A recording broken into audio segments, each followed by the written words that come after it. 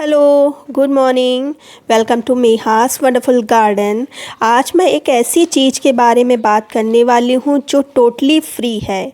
ख़ास बात है कि इको फ्रेंडली है, ना ही किसी तरह की कोई बदबू आएगी, ना ही इसको सड़ाना पड़ेगा और ना ही इसको गलाना पड़ेगा, ना ही 15-20 दिन तक इसको रखना पड़ेगा।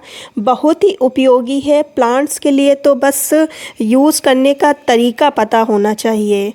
सभी तरह के प्लांट्स पर दे सकते हैं आप इसको। लीफी प्लांट्स जैसे मनी प्लांट है, एग्लोनिमा है, मॉन्स्टेरा है, सभी तरह के प्लांट्स पर दे सकते हैं आप। फ्रूटिंग प्लांट्स पर भी, वेजिटेबल प्लांट्स पर भी, फ्लावरिंग प्लांट्स पर भी दे सकते हैं। किसी भी तरह की कोई हानि नहीं होगी, बल्कि इससे बहुत ही ज़बरदस्त आपको लाभ ही होगा। तो ये क्या चीज़ है, कुछ लोग तो जान ही गए होंगे। वो ये है छोटा सा प्याज। है छोटा सा, लेकिन प्लांट्स के लिए बहुत ही उपयोगी है। इसके प्लांट्स पर क्या लाभ हैं, इसको कैसे बनाते हैं, इसको प्लांट्स पर कैसे देना है, और इसमें जो सावधानियां रखनी होती हैं देते समय, वो भी सब मैं आगे डिटेल में एक 1 बाय 1 आपको बताऊंगी। पूरा कंप्लीट देखिएगा ये वीडियो। अगर प्लांट्स आप ग्रो करते हैं तो बहुत उपयोगी होगा। अगर ये फर्टिलाइज़र आप अपने प्लांट्स पर देते रहेंगे तो आपके प्लांट्स फूलों से भरे रहेंगे। तो इसके चलिए सबसे पहले लाभ जान लेते हैं। पहला एक तो लाभ है, ये टोटली फ्री है, आसानी से घर पे मिल जाता है और प्लांट्स के लिए बहुत ही ज़्यादा उपयोगी भी है। अब बात कर लेते हैं कि इसमें ऐसा क्या पाया जाता है जो प्लांट्स के लिए इतना उपयोगी है। सबसे पहली बात, इसमें नाइट्रोजन बिल्कुल भी नहीं पाया जाता। पाया क्या जाता है, इसमें पोटेशियम भरपूर मात्रा में। दूसरा, सल्फ़र पाई जाती है जिससे कि आँखों में आंसू आते हैं, और सल्फ़र कीड़े मकोड़ों से बचाता है प्लांट को। तीसरा, माइक्रोन्यूट्रिएंट बहुत ही अच्छी मात्रा में पाया जाता है। फास्फोरस भी कुछ मात्रा में पाई जाती है। माइक्रोन्यूट्रिएंट जो आप लोग बाहर से बाज़ार से ख़रीद के प्लांट्स में डालते हैं, तो ये आपको इससे फ्री में मिल सकता है। और इसकी सबसे अच्छी बात, ये एक बेस्ट रूटिंग हार्मोन का भी काम करता है। तो जिस प्लांट की अगर अच्छे से ग्रोथ नहीं हो रही है, तो उसमें आप इसको डालेंगे तो काफ़ी लाभ मिलेगा। अब चलिए जान लेते हैं इसको बनाना कैसे है। क्योंकि तो लेना है प्याज का छिलका। ये जो प्याज के बाहरी जो बिल्कुल झिल्ली टाइप का होता है, बस इसी को लेना है। और अंदर का पार्ट बिल्कुल भी नहीं लेना, जैसे कि जो मोटा मोटा सा होता है, जैसे ये अंदर का पार्ट बिल्कुल नहीं लेना है। और जो बाहर इसके झिल्ली चढ़ी होती है, बस इसी को लेना है।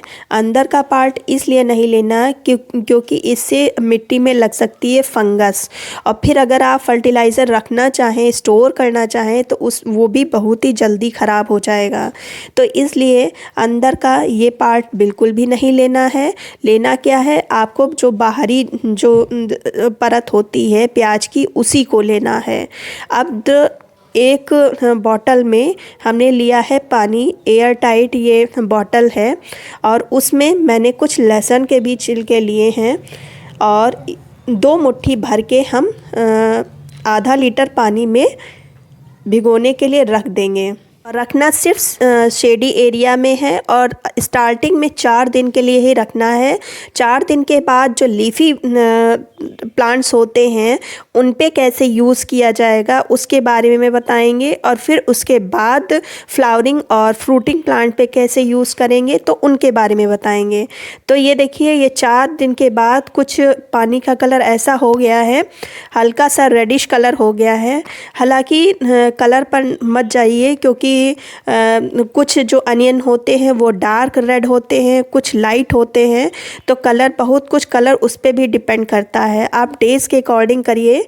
ये मेरे 4 दिन का ये पानी है, और ये ग्लास है, इसका मैंने 1/3 लिया है। और बाकी मैं जो सिंपल वाटर होता है, थोड़ा ज़्यादा हो गया, थोड़ा कम ही करे दे रहे हैं। तो ये देखिए 1/3 है। अब जो ऊपर तक हम जो सिंपल वाटर, टैप वाटर होता है, उसको मिक्स कर देंगे से। और अब ये जो लीफ़ी प्लांट्स होते हैं वो उस पे देने के लिए बहुत ही अच्छा फर्टिलाइज़र तैयार है बनके। तो जितने भी आपके प्लांट्स हैं, इंडोर प्लांट्स हैं, एरिका पाम है, मॉन्स्टेरा है, इन सब प्लांट्स पर आसानी से आप दे सकते हैं। इनकी जो लीफ पे शाइनिंग आएगी और सर्दियों के कारण जो ये बेचारे झुलस गए हैं उनको काफ़ी राहत मिलेगी। अब बात कर लेते हैं कि इसको फ्लावरिंग प्लांट्स पर कैसे देना है और फ्रूटिंग प्लांट्स पर कैसे देना है। तो ये जो आपका बचा हुआ है इसको अब आपको 10 दिन के लिए रखना है। 10 दिन के बाद तो इसको आप सभी अपने जो बचे हुए प्लांट्स पर दे सकते हैं। तो ये देखिए, ये हम देने वाले हैं। अब जितना बचा है ये पानी उतना हम पूरा छान देंगे इसी में।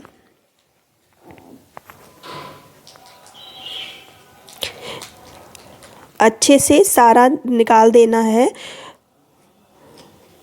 और जितना ये पानी है उसका 3 गुने पानी में इसको मिक्स कर देना है। ये देखिए, ये पानी कुछ 10 दिन के बाद ऐसा हुआ है। आप कलर पर मत जाइएगा, ये सब अनियन आपके पास कैसा है उस पर डिपेंड करता है।